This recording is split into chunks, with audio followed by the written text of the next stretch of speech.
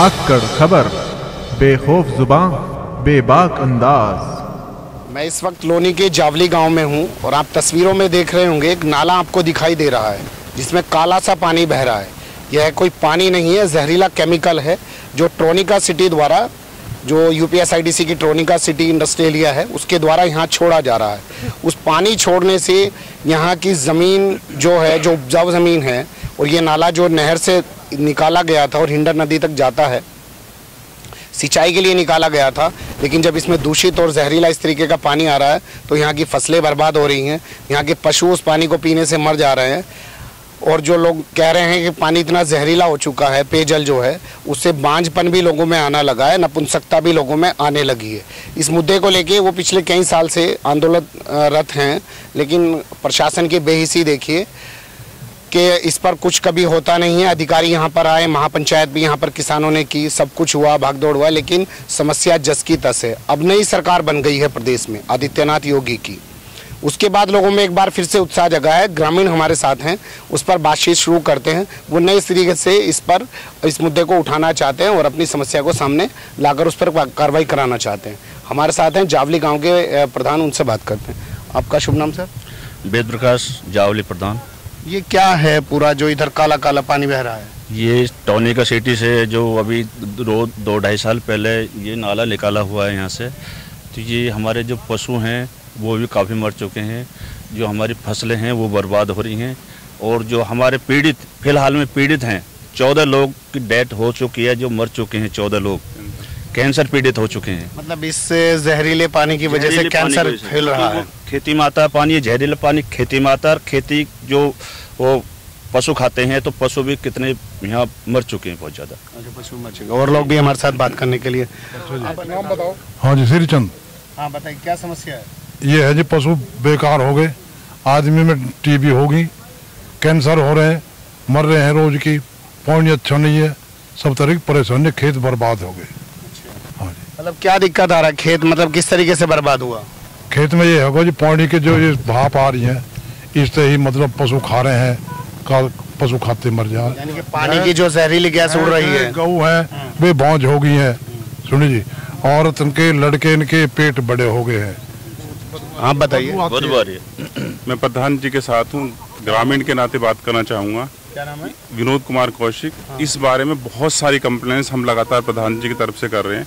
मैं उसको विशेष रूप से ग्रामीणों की तरफ से देख रहा हूँ। मैं एक अधिवक्ता के नाते बात ना करके एक ग्रामीण के नाते बात करना चाह रहा हूँ आप लोगों से। मीडिया इस बार पहली दफ़ा हमने देखा कि जो इतनी जागरूक होकर हमारे साथ सपोर्ट कर रही है, हम उसके लिए धन्यवाद के पात्र हैं आप लोग।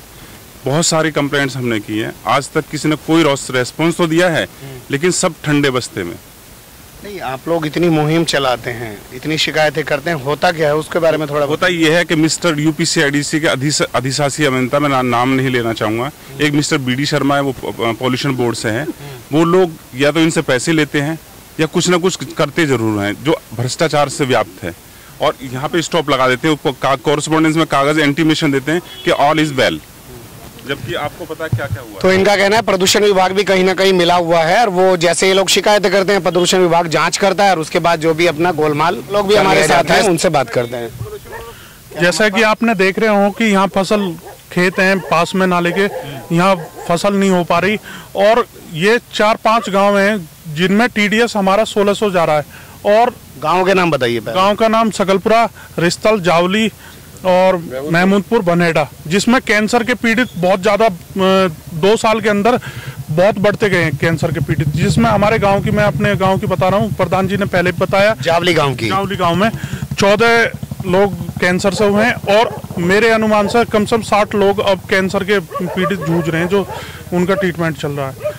ये पानी आने के बाद ही कैंसर बढ़ा है? ये 2014 में जनवरी में जो पहली बार पानी गिरा था, जनवरी में 2014 में गिरा था, जब से हमारे गांव का टीडीएस 250 था, बहुत ही अच्छा पानी था सभी गांवों का। यहाँ टीडीएस 1600 से पार है। अगर इस यहाँ एक मंदिर है इसी नाले के बराबर में, उस नल का टीडीएस लोगे तो 1700 प्लस है। उसका 1700 प्लस है और जगह का 1600 जा रहा है। आपका क्या नाम है? सतपाल है जी। आप बताइए कुछ। देखो जी, हमारे पास में ही खेत है। नाले की जड़ में। हम धोरे जो किसान गति कर नहीं कर सकते, है जी। दिक्कत है, बताइए क्या दिक्कत है? दिक्कत यह है कि इसमें जो है तेजाब का पानी आ रहा है। स्मेल इतनी है कि हमें तेजाब है, कुत्तों बढ़ जावा के खुजली, हमारी 3-4 तो गाय मर ली इसी के अंदर खुजली हो जा, फिर मेरी जाट हो।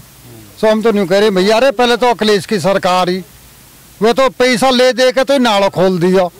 हम तो नहीं कह रहे अच्छी सरकार भैया, नाले खुलवा दो सही सा। यानी कि नई सरकार से आपको उम्मीदें हैं? रोज रोज मरने से एक दिन मर लेंगे, हम इसको डंप करेंगे। अब आप लोग यहाँ पानी नहीं गिरने देंगे? पानी ये गिरने नहीं देंगे। अच्छा, बड़ा आंदोलन करेंगे। हमने जो है इसकी लेबोरेटरी जांच करवाई, पॉल्यूशन बोर्ड इस पानी को सही बता दे, और इसकी लेबोरेटरी चार्ज करवाई। 3200 रुपए लगे थे लक्ष्मीनगर, जिसमें इस केमिकल में साइनाइड की मात्रा मिली है, जिससे। और आप बताइए कि ट्रॉनिका सिटी से ये लोग बोल देते हैं हमने पाइप अंडरग्राउंड किए हुए हैं, वो पाइप आप खुद देख सकते हैं बीच में से फटे हुए हैं। जो नहर है जिनसे, इसके सिवाय जो उससे नहर निकली हुई है उसमें से पानी आकर डैमेज हो चुका है, सारी फसल बर्बाद हो चुकी है। कंप्लेंट करते हैं रिपेयर कर दिया है, ये कर दिया, वो सारा बहानेबाजी है, कोई कुछ नहीं कर पा रहा है। अच्छा, कर कुछ नहीं रहे हैं, ड्रामा ज्यादा कर रहे हैं। एनजीटी में भी ये मामला पहुंचा, ग्रामीण इस मामले को लेकर एनजीटी में भी पहुंचे, लेकिन जैसे कि आप जानते हैं अदालतों में भी मामले जाकर लटके ही रहते हैं। इंसाफ पाने के लिए सालों साल लग जाते हैं। अखबारों में खैर एनजीटी को लेकर बड़ी बड़ी खबरें आती रहती हैं, टीवी पर भी बड़ी बड़ी खबरें आती रहती हैं, पर ज़मीनी सतह पे आप देखिए, हम दिल्ली से मात्र 5-7 किलोमीटर की दूरी पर खड़े हैं, यानी कि एनजीटी की नाक के नीचे खड़े हैं बिल्कुल, और लोग वहाँ पर सालों से चक्कर काट रहे हैं। बात करते हैं एनजीटी में क्या स्थिति है इस मामले की। हाँ जी, ये राशिद अली वारसी। इसमें ग्रामवासियों की तरफ से एक एनजीटी में आवेदन किया था। कब किया, थोड़ा डेट के साथ बताइए। मार्च 2015 में। मार्च 2015। हाँ ठीक है। उसमें जब एनजीटी से आदेश हुए डीएम साहब को एक कमेटी बनाई गई, उसमें जो तत्कालीन एसडीएम थे तोमर जी थे, वो मौके पर जब पहुंचे यूपीएसआरडीसी, तो उनका प्लांट पूरा बंद पाया गया, और बंद पाने के बाद उन्होंने फिर सैंपल भरे, प्रोडक्शन वालों ने भर के भेज दिए गए। उसकी जांच हुई तो 1600 टीडीएस पाएगा उसका। ठीक है। उसके बाद शासन एनजीटी ने फिर उन्हें आदेश करे, तो उन्होंने कहा हम इसका बढ़ाते हैं कैपेसिटी बढ़ाने के लिए चल गया मामला। हमारी मांग ये थी यहाँ का, मतलब वो प्लांट की कैपेसिटी अपने बढ़ाएंगे, लेकिन प्लांट जो था बंद पाएगा, ठेकेदार को ठेके दे रखा, 3.5 लाख रुपए महीने का देगा, लेकिन वो चलता नहीं रहा। जिनकी बिजली विकास से सब चलता रहा, प्रदूषण वाले। अच्छा, फिर ये यूपीएसआरडीसी कहने लगे ये इनका गलती है फैक्ट्री वालों की, इनका फर्स्ट प्राइमरी नहीं चलता है ट्रीटमेंट, तो वो कहने लगे ये इन्हें एनओसी फैक्ट्री वालों को देते हैं, प्रदूषण वाले कह रहे ये इनकी सिंचाई वालों ने इसको एनओसी दे रखी है। इस तरीके से चलता रहा। फिर सेंट्रल की जांच पोल्यूशन बोर्ड की और स्टेट की जॉइंट हुई, अलग अलग भी हुई, लेकिन उसके अभी तक तारीख पे तारीख लेते चले जा रहे हैं, और कल भी तारीख इसकी है। नहीं, 2 साल से मतलब एनजीटी में यही चल रहा है, यही चल रहा है। कभी उस विभाग से जांच, कभी उस विभाग से, कभी कोई मजिस्ट्रेट की जांच, बस जांचें ही हो रही हैं। रिपोर्टें तो नेगेटिव ही आ रही हैं, लेकिन उस पर कोई काम ना हो रहा अभी तक। तो ग्रामीण जो है 2 साल से एनजीटी के द्वार पर भी अपनी दस्तक दे रहे हैं, लेकिन हो कुछ नहीं रहा है। एक चीज़ मैं आपको यहाँ पे बता दूं, ट्रोनिका सिटी का एक अप्रैल पार्क सेक्टर है, जिसमें डाइंग की फैक्ट्रियाँ लगी हैं। डाइंग का मतलब हुआ जींस की, रंगाई की, ये सब फैक्ट्रियाँ वहाँ पे लगी हैं। उसके नियम के मुताबिक हर फैक्ट्री वाले को अपने यहाँ पे ईटीपी लगाना पड़ेगा, हर फैक्ट्री वाले को, और वो जो अपना केमिकल है उसको ट्रीट करने के बाद बाहर निकालेगा।